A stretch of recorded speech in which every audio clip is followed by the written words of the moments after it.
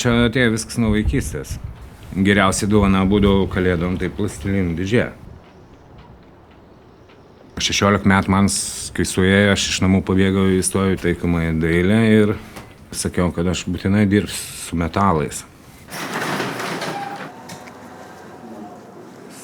Aš manyčiau, kad čia ir gyvenimo būdas. Meilė darbui.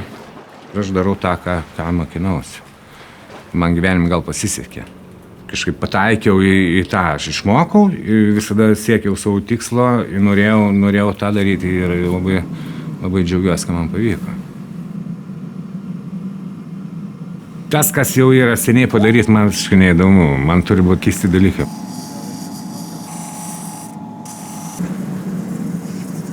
Aš darau tą, ką aš noriu daryti, mėgstu daryti.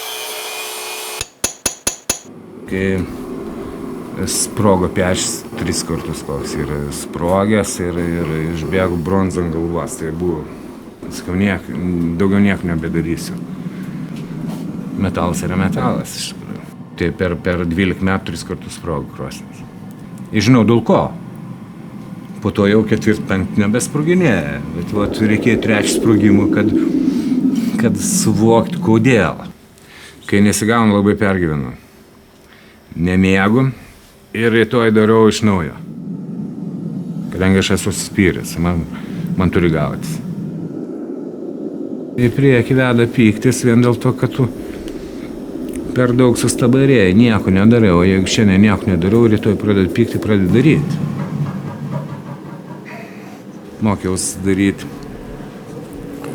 kažką su spalvotais metalais ir bandau juos kankinti. Bandau gręžti, lydyti, lieti, kalti, virinti ir iš jų padaryti kažką tokio, kad negulėtų jie vietoj. Daugiau nieko daryti nemoku. Nežinau, galėčiau siūt švarką, pirmi 2 neišėjų, 3 gal išėjų. Bet aš noriu prisiliesti prie metalo.